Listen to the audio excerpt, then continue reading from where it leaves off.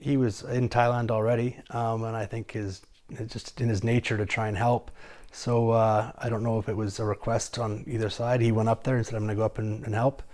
And then after a couple of days, he was directly involved. I don't know the steps that happened there, but just a natural progression when you're that type of person, I guess.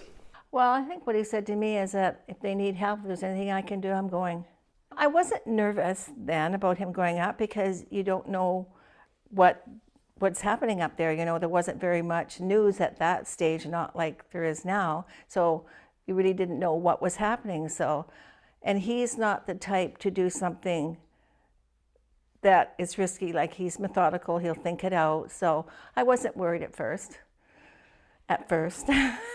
He always stressed to me that the more planning you do in preparation and the better you are at it, it takes the risk away. It's not doing something risky that makes you good at it. It's doing something that eliminates that risk.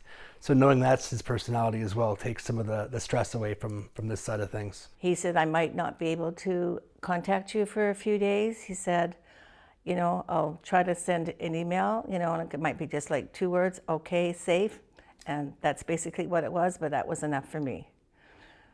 I would want to ask a million questions, but I thought, okay, they'll come later. There's pride there. It's also confidence as well. I mean, knowing him and knowing what he's like, you know, there was no talking him out of it. We didn't have to. We weren't going to try. You wouldn't want anybody else there instead of him. So you just trust in his ability and, you know, just know he's going to be fine. We were just like the rest of the world. We were glued to the TV, you know, your computer, your TV, watching, because you felt like you were right there so you could see what was happening. And that's usually how we found out a lot of things, because Erik was so busy. You know, like I said, I didn't press him for any information. I don't think he could give me any information, but all I needed was, I'm okay. And one thing he did say, he says, you know, it's just like swimming in coffee. He says there's no visibility. So, and I think it was a surprise. Well, I think it was a surprise to Erik because he's not used to diving, and I don't think that type of diving, like circumstances like it. And of course, there's lots of different pressures. One of the things Erik said too, the atmosphere there was amazing. He says the support, he says it was just an unreal feeling. He said it was amazing to be part of.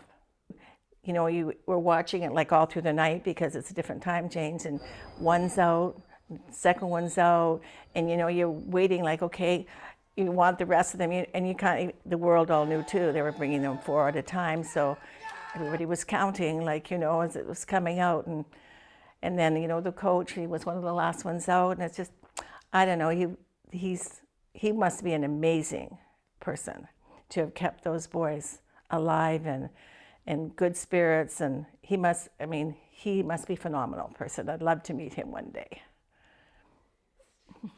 Well, I want to ask him a million questions, but you know, it'd be so hard, so I want him to come home so he can tell us all, but we'll just have to wait and let him do that on his own time, because I imagine it will be hard for him to speak about it too at first, you know, some of the things that we don't know that went on behind the scenes and stuff like that. I imagine it's not all rosy, but who knows, you know. He's so humble too. He's not going to be, you know, the person talking about what he did or what anybody else did. He'll talk about they went in, some of the challenges, and that everybody's safe. I mean, that's just the way he is as well. I think his actions speak for themselves. I mean, just volunteering to go up there and being part of a team that worked together from all over the world, and the Thais taking control and getting it done, and you know, as best they could with as little setbacks as possible. But I love that last picture that was posted of them, and the caption, it kind of says it all, and he's got his arm around one of the Navy SEALs, the Thai Navy SEALs, and I think there's 3 of them in the picture, and he just said, yeah, I think it was 9 days, 7 days in the dive, so many hours, success.